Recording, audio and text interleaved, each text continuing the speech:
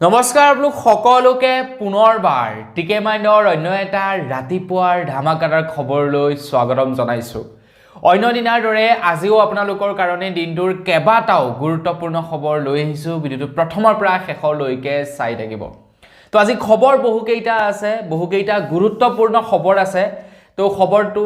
চাই আপোনালোকৰ জানি কেনেকুৱা লাগিলে খবৰ কেইটাৰ বিষয়ে কমেণ্ট এটা কৰি জনাব। আগবাইছো আজিৰ প্ৰথমটো খবৰ ফালে। প্ৰথম খবৰটো ওলাইছে এই ৰিসেন্টলি এটা ভাইৰেল হৈ থকা খবৰ, ভাইৰেল হৈ থকা এটা টপিক আমাৰ অসমত খুবেই চৰ্চিত হৈ আছে। এই টপিকটো হৈছে কি মুকেশ আম্বানীৰ ৱান্টাৰালৈ আমাৰ অসমৰ পৰা হাতী নিয়া বিতৰ্ক। আমাৰ অসমৰ মাজেৰে লৈ যোৱা হৈছে ৱান্টাৰালৈ হাতী, প্ৰায় 20টাকৈ হাতী নিছে এইবাৰ। তো বহুলোকে কৈছে অসমৰ পৰা হাতী নিছে, বহুলোকে কৈছে অৰুণাচল প্ৰদেশৰ পৰা হাতী নিছে। এটা প্ৰকৃততে নিছে ক'ৰ পৰা? অসমৰ পৰা নিছে নে অৰুণাচল প্ৰদেশৰ পৰা নিছে?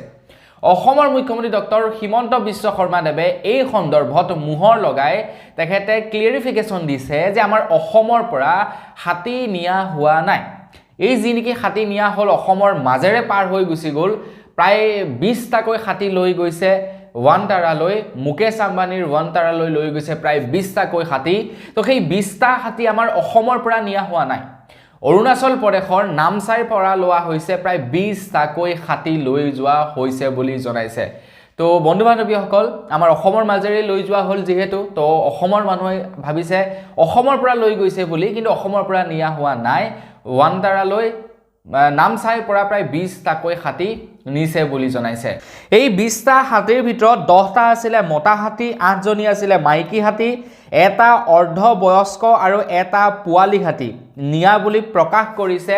ৰিলায়েন্সৰ তৰফৰ পৰা। ৰিলায়েন্সে এই তথ্য উল্লেখ কৰিছে 20টা হাতী। তো 20টা হাতীৰ ভিতৰত তেওঁলোকে কেইটা কি হাতী নিছে সেইটো উল্লেখ কৰিছে।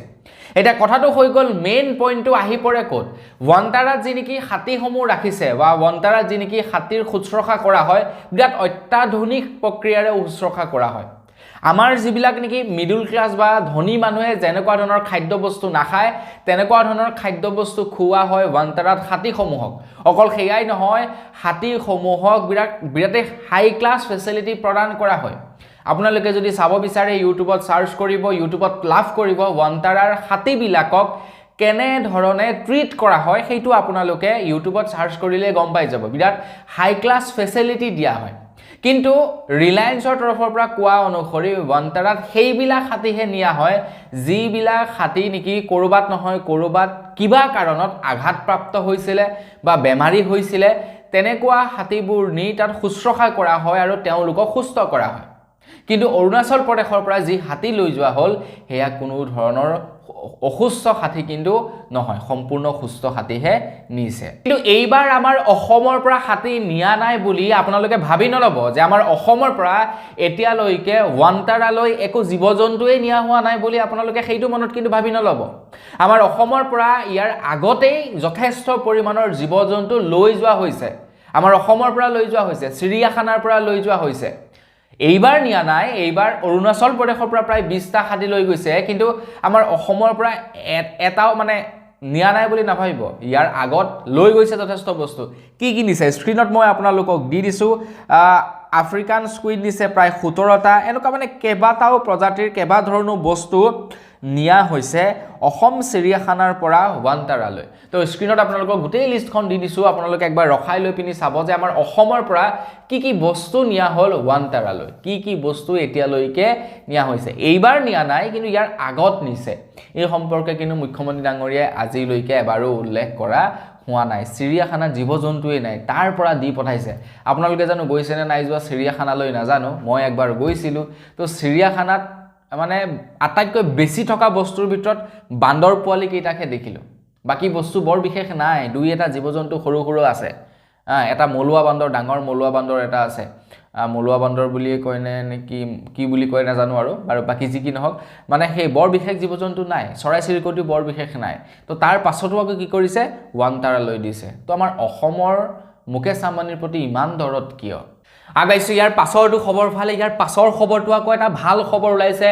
মহিলাসকলৰ কাৰণে মহিলাসকলে এই খবৰটো শুনি বিৰাটেই ভাল পাব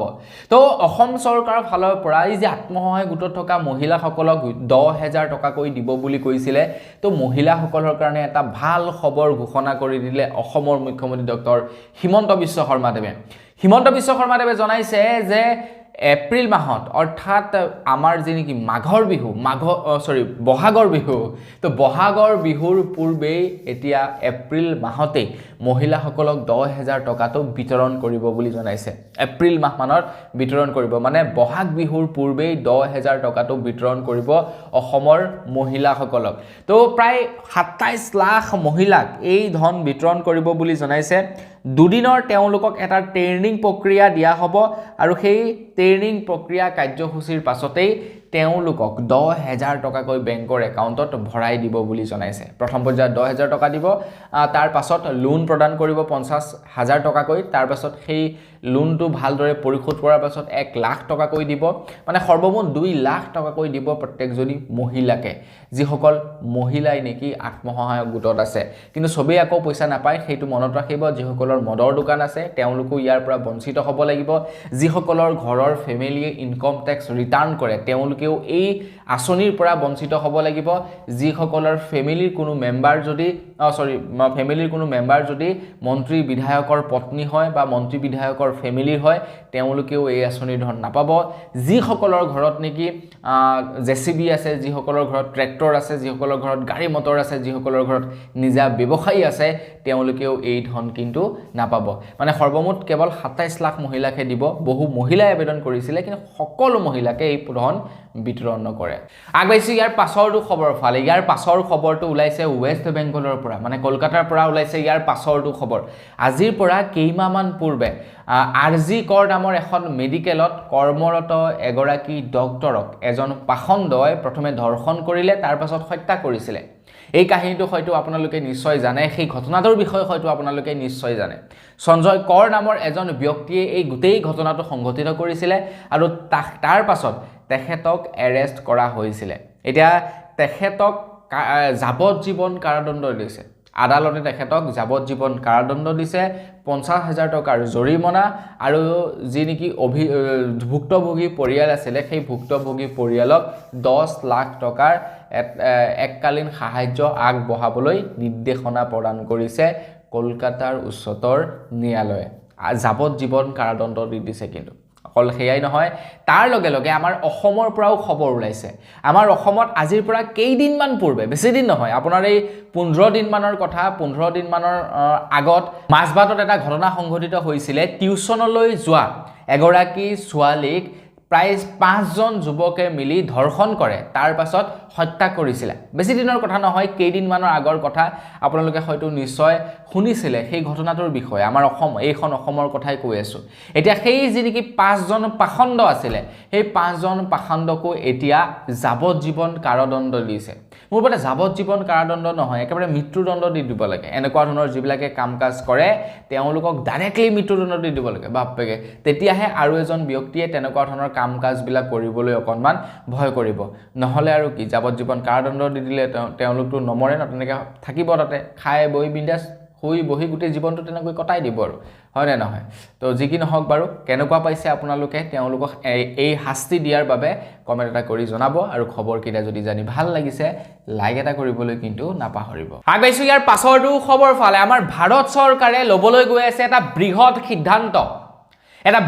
সিদ্ধান্ত লবলৈ গৈ আছে আৰু এই সিদ্ধান্তটোত মই 100 বাৰ সেলুট জনাইছো ভাৰত চৰকাৰক ভাৰত চৰকাৰে এতিয়া আমাৰ ভাৰতবৰ্ষত 18 বছৰৰ তলৰ যিসকল লৰা ছোৱালী আছে তেওঁলোকৰ সোশ্যাল মিডিয়া হ্যান্ডেল এতিয়া হয়তো ব্লক কৰি দিব আৰু ভৱিষ্যতে আমাৰ ভাৰতবৰ্ষত 18 বছৰ তলৰ লৰা ছোৱালীয়ে হয়তো সোশ্যাল মিডিয়া খুলিব নোৱাৰিব বুলি জনাইছে এতিয়ালৈকে এই নিয়মটো প্ৰৱৰ্তন কৰা নাই, কিন্তু এই নিয়মটো আমাৰ ভাৰতবৰ্ষত খুব শীঘ্ৰেই প্ৰৱৰ্তন হ'ব। যিসকল ল'ৰা ছোৱালীৰ 18 বছৰ হোৱা নাই তেওঁলোকে ছ'চিয়েল মিডিয়া একাউণ্ট খুলি ৰাখিছে, তেওঁলোকৰ একাউণ্ট বন্ধ হ'ব। আৰু যিসকল ল'ৰা ছোৱালীয়ে খুলিব বিচাৰে, যিসকলৰ বয়স 18 বছৰতকৈ কম, তেওঁলোকে খুলিবই নোৱাৰিব। আজিকালি ফেচবুকত দেখা পাওঁ, আজিকালি ইনষ্টাগ্ৰামত দেখা পাওঁ, সৰু সৰু ল'ৰা ছোৱালীক মাক দেউতাকে পইচা উপাৰ্জন কৰাৰ লালসাত তেওঁলোকে ভিডিঅ' বনাবলৈ লগাই দিছে, ডেইলি তেওঁলোকে ব্লগ বনাবলৈ লগাই দিছে। মাক দেউতাকে ভাবিছে যে ডিম্পুৱে ইমানখিনি টকা ইনকম কৰি আছে, মাক দেউতাকে ভাবিছে যে বিকাশ চেত্ৰীয়ে ইউটিউবৰ পৰা ইনকম কৰি ইমান ডাঙৰ ঘৰ বনাইছে, ইমান এখন দামী গাড়ী লৈছে, মনোজ ভাইয়েও তেখেতৰ মাটি লৈছে, ঘৰ বনাইছে, গাড়ী লৈছে, গতিকে মোৰ ল'ৰাটোৱেও ঠিক তেনেকৈ পঢ়া শুনা নকৰিলেও ইউটিউবত ভিডিঅ' বনাই গোটেই জীৱন চলি যাব পাৰিব। এটলিষ্ট সি এতিয়াৰে পৰা যদি ভিডিঅ' বনাবলৈ লয় তেনেহ'লে 20-22 বছৰ বয়সত সি খুব সুন্দৰকৈ টকা উপাৰ্জন কৰিবলৈ ল'ব। একাংশ মাক বাপেকৰ বৰ্তমান সময়ত মনোবৃত্তি সেইটোৱে। আৰু একাংশ মাক বাপেকে এতিয়া তেওঁলোকৰ কাম কাজ এৰি ল'ৰা ছোৱালীৰ মুখখন দেখুৱাই ইউটিউবত ফেচবুকত ভিডিঅ' বনাই আছে আৰু পইচা ইনকম কৰি আছে, ঘৰ চলি আছে। কিন্তু এটা কথা যে এই যি নেকি দুনিয়াখন যে আপোনালোকে দেখিছে জাক জমকতাৰে চলি আছে, এই দুনিয়াখন বেছি দিনৰ নহয়। আপোনালোকে গেৰাণ্টি দি ক'ব নোৱাৰে যে এই দুনিয়াখন চিৰস্থায়ীভাৱে থাকিব, এই দুনিয়াখন চলি গৈ থাকিব। এই যে উপাৰ্জন কৰি আছে, সেই উপাৰ্জন মানে চিৰদিন থাকিব বুলি আপোনালোকে গেৰাণ্টি দি ক'ব নোৱাৰে। কেতিয়া কি হৈ যায় তাৰ কোনো সিদ্ধান্ত নাই। আজিৰ পৰা কেইবছৰমান পূৰ্বৰলৈকে টিকটক আছিলে ভাৰতত। টিকটকত ল'ৰা ছোৱালীবিলাকে খুব সুন্দৰকৈ ভিডিঅ' বনাই পইচা উপাৰ্জন কৰি ঘৰ চলাই আছিলে। কিন্তু টিকটক হঠাৎ বেন হৈ গ'ল। বেন হোৱাৰ পাছত বহু ল'ৰা ছোৱালী বৰবাদ হৈ গ'ল। বহু ল'ৰা ছোৱালী বাৰু ইউটিউবত আহিলে, এটা অল্টাৰনেটিভ আছিলে। কিন্তু যদি ইউটিউব বন্ধ কৰি দিয়ে, যদি ফেচবুক বন্ধ কৰি দিয়ে, কাৰণ টিকটকত যিখিনি কাম কাজ হৈছিলে, যিখিনি ল'ৰা ছোৱালীয়ে ভিডিঅ' বনাইছিলে, সেই একেখিনি মানুহ এতিয়া ইনষ্টাগ্ৰাম, ফেচবুক আৰু ইউটিউবত তেওঁলোকে ডেইলি ভিডিঅ' বনাবলৈ লৈছে, নাচি বাগি কৰি, আধা দেহা উলিয়াই। গতিকে কোনদিন জানো সেইবিলাক বন্ধ কৰি দিয়ে। গতিকে মাক দেউতাকলৈ এটা ৰিকুৱেষ্ট, আপোনালোকৰ ল'ৰা ছোৱালীক এটলিষ্ট এইবিলাকৰ পৰা আঁতৰত ৰাখক, হয়নে নহয়? পঢ়া শুনা যদি থাকে, কিবা এটা যদি কৰিব নোৱাৰে, দেন পাছৰ কথা, আহক ইউটিউবলৈ, একদম মষ্ট ৱেলকাম, কোনো ডাঙৰ কথা নহয়। কাৰণ এইবিলাকৰ কোনো গেৰাণ্টি নাই ন, কেতিয়া কি হৈ যায়, কেতিয়া কি হয় নহয় তাৰ কোনো ঠিক নাই। আজি আছে কালিলৈ নাই। গতিকে পঢ়া শুনা যদি থাকে, এক্সট্ৰা কিবা এটা যদি থাকে, সেইটো চিৰদিন চলিব। খেলাওক, ক্ৰিকেট খেলিবলৈ দিয়ক, ৰিয়ান পৰাগক উদাহৰণ দি ক্ৰিকেট খেলিবলৈ দিয়ক, সেইবিলাক ভাল কথা। কিন্তু এইবিলাক বৰ বিশেষ ভাল কথা কিন্তু নহয়। আজি আমাৰ অসমত সদৌ অসম কোচ ৰাজবংশী ছাত্ৰ সন্থা তৰফৰ পৰা বন্ধৰ ঘোষণা কৰিছিলে। আজি অসম বন্ধ হোৱাৰ কথা আছিলে, আজি 21 তাৰিখ অসম বন্ধ হোৱাৰ কথা আছিলে। কিন্তু তেওঁলোকে এই অসম বন্ধ এতিয়া উঠাই লৈছে বুলি জনাইছে। কিন্তু তেওঁলোকে যেতিয়াই নেকি আজি অসম বন্ধৰ কথা ঘোষণা কৰিলে, অসম বন্ধ ঘোষণা কৰাৰ পাছতেই মন্ত্ৰী পীযুষ হাজৰিকাদেৱে তেওঁলোকলৈ এখন পত্ৰ প্ৰেৰণ কৰে আৰু সেই পত্ৰৰ জৰিয়তে তেওঁলোকক নিমন্ত্ৰণ জনাই দিছপুৰত তেওঁলোকৰ সৈতে সাক্ষাৎ কৰিব বুলি জনাইছে। কোচ ৰাজবংশী ছাত্ৰ সন্থাৰ তৰফৰ পৰা জনাইছে, যদিহে মন্ত্ৰী পীযুষ হাজৰিকাদেৱে তেওঁলোকৰ যিবিলাক দাবী আছে সেই সম্পৰ্কে আলাপ আলোচনা নকৰে বা সেয়া মানি নলয়, তেওঁলোকে ফেব্ৰুৱাৰী মাহত পুনৰ অসম বন্ধৰ ঘোষণা কৰিব বুলি কৈছে। 4-5 ফেব্ৰুৱাৰী তাৰিখে পুনৰ অসম বন্ধৰ ঘোষণা কৰিব বুলি জনাইছে। এতিয়া দেখা যাওক যে তেওঁলোকৰ কথা মানে নে নামানে, নে ফেব্ৰুৱাৰী মাহত আকৌ অসম বন্ধ হয়। আগবাইছো ইয়াৰ পাছৰটো খবৰ ফালে। ইয়াৰ পাছৰ খবৰটো ওলাইছে ছেইফ আলী খানৰ ওপৰত। তো ছেইফ আলী খানক এজন দুৰ্বৃত্তই ছুৰীৰে আঘাত কৰিছিলে আৰু প্ৰায় 3-4 ইঞ্চিমান ছুৰী তেখেতৰ ৰাজহাড়ত সোমাই গৈছিলে। অপাৰেশ্যন হ'ল, অপাৰেশ্যন হোৱাৰ পাছত ছুৰী তেখেতৰ ৰাজহাড়ৰ পৰা উলিয়াবলৈ সক্ষম হ'ল। বৰ্তমান ছেইফ আলী খান সম্পূৰ্ণ সুস্থ। এতিয়া খবৰ ওলাইছে ছেইফ আলী খানক যিজনে নেকি আঘাত কৰিছিলে, যিজন যুৱকে আঘাত কৰিছিলে, সেই যুৱকজনে বোলে পাইপ বগাই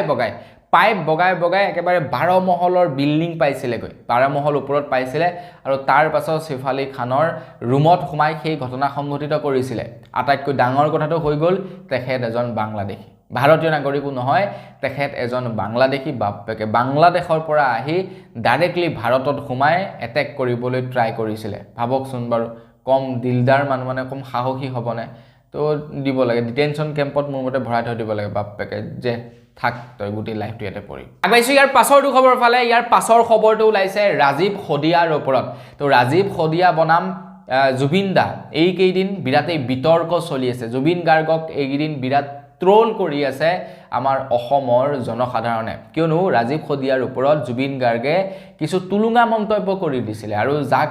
যাক লৈ এতিয়া অসন্তুষ্টি প্ৰকাশ কৰিছে জুবিন দাক ভাল পোৱা লোকসকলে কাৰণ কিছু এনেকুৱা লোক আছে যিবিলাকে নেকি জুবিন দাক অন্ধভক্তৰ দৰে ভাল নাপায় তেওঁ ভাল পায় কিন্তু অন্ধভক্তৰ নিচিনা নহয় মানে জুবিন দাই যিটোৱে কৰিব সেইটোকে ৰাইট বুলি সকলোৱে ভাবি নলয় এতিয়া একাংশ লোকে জুবিন দাক বেয়া পাইছে আৰু যাৰ কাৰণে জুবিন দাই এতিয়া সমালোচনাৰ বলি হ'ব লগা হৈছে তো সেই সময়তে ৰবি শৰ্মাক যেতিয়া নেকি সোধা হ'ল তেতিয়া ৰবি শৰ্মাই কৈছে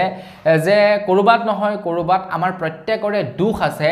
ৰাজীৱ খদিয়াৰ নিচিনা এজন ভাল শিল্পীক সমাজৰ আগত উচ্চ স্থান নিদিয়াত আমাৰ সকলোৰে দুখ আছে কাৰণ আমি কেইটাই ৰাজীৱ খদিয়াৰ গান প্ৰশংসা কৰিছিলোঁ ৰাজীৱ খদিয়াৰ মৃত্যুৰ পূৰ্বে কেইটাই ৰাজীৱ খদিয়াৰ গান শ্বেয়াৰ কৰিছিলোঁ ৰাজীৱ খদিয়াৰ মৃত্যুৰ পূৰ্বে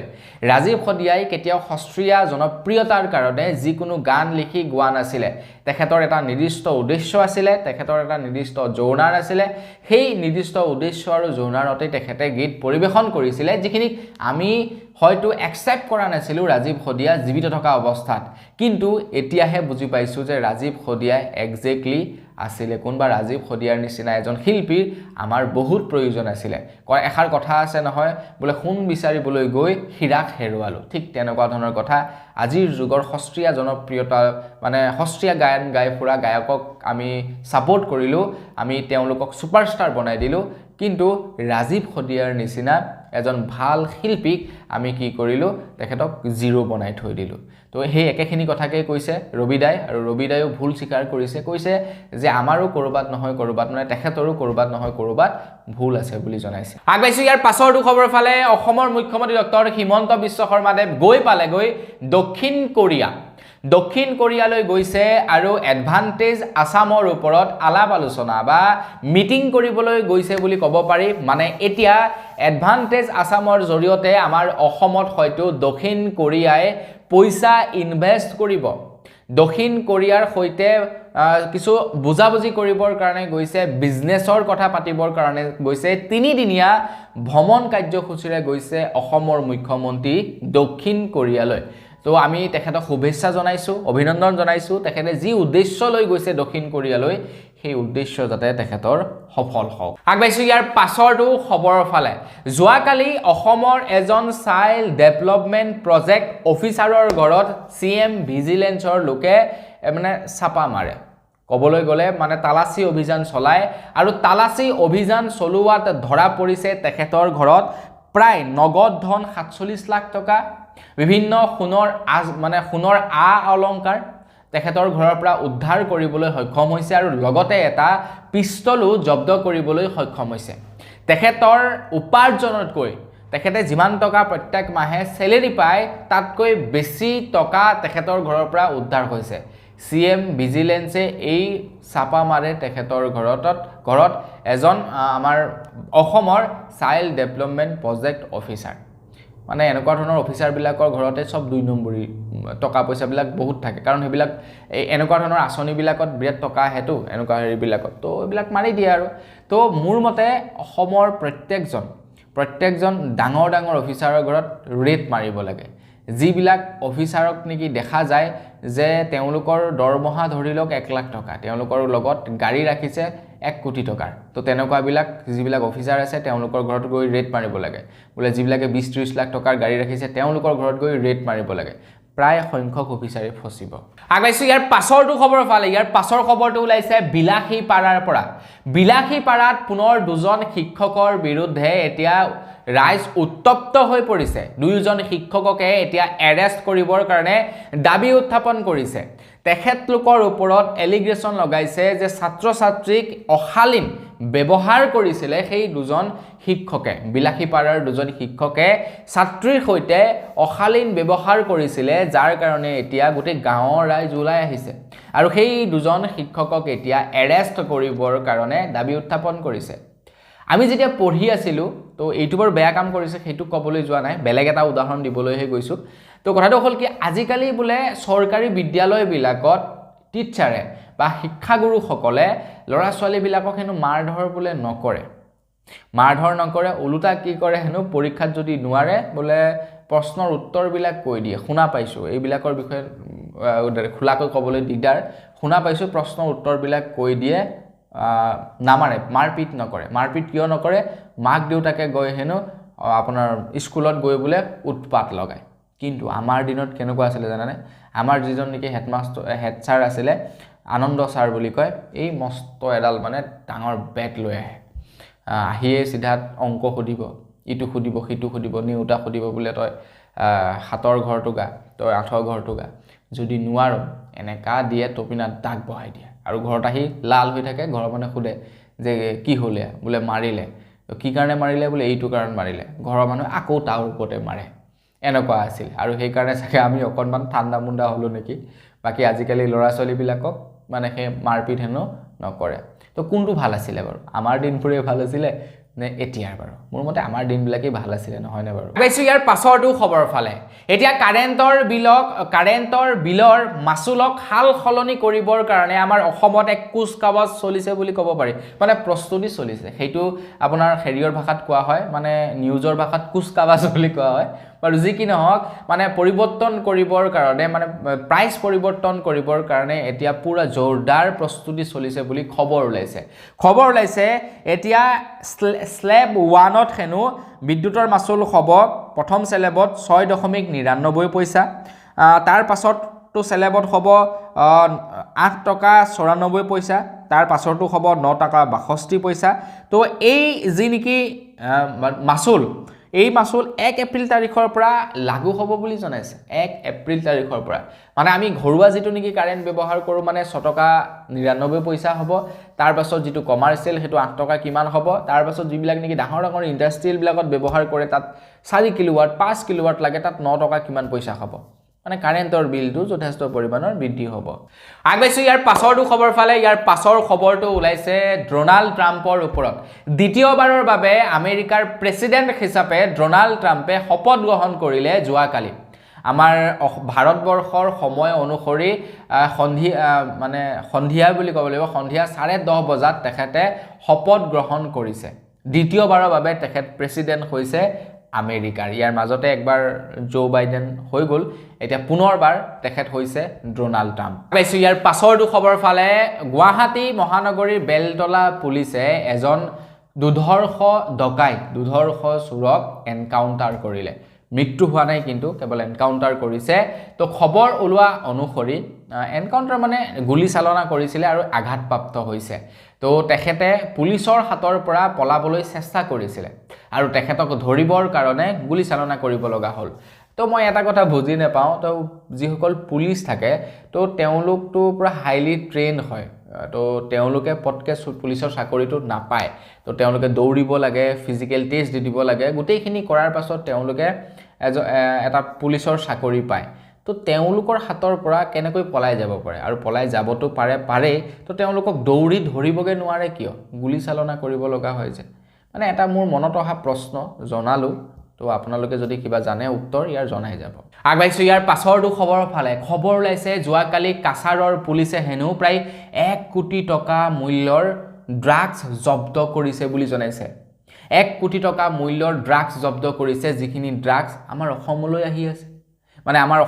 অসমৰ বিভিন্ন ডিস্ট্ৰিক্টত বিতৰণ খবৰ কাৰণে আহি আছিল আৰু কাছাৰৰ পুলিচে হেয়া জব্দ কৰিলে বুলি খবৰ ওলাইছে 1 কোটি টকাৰ ভাল কৰিছে বাপকে যিজনক ধৰিছে ন যিমান পাৰে হিমান এক্ট লগাই তেওঁলোকক ভিতৰত ভৰাই থৈ দিব লাগে আগবাইছে একেবাৰে হেখৰ খবৰটো ফালে একেবাৰে হেখৰ খবৰটো ওলাইছে মাৰ্ঘেৰিটাৰ কেইবাটাও কয়লা খনি এতিয়া বন্ধ কৰিছে বুলি খবৰ ওলাইছে উমৰাংছু যি নেকি এটা ঘটনা সংঘটিত হৈ গ'ল ঘটনাটো হোৱাৰ পাছতে এতিয়া মাৰ্ঘেৰিটাৰ পৰা খবৰ ওলাইছে যে মাৰ্ঘেৰিটাত এতিয়া প্ৰায় 13টা ৰেড হল মাইনিং নষ্ট কৰিছে আৰু প্ৰায় 3 জনকৈ তাতে কাম কৰি থকা শ্ৰমিকক এৰেষ্ট কৰিছে বুলি খবৰ ওলাইছে ৰেড হোল মাইনিং তো এইবিলাকৰ বিষয়ে বৰ বিশেষ মানে নলেজ নাই ৰেড হোল মাইনিং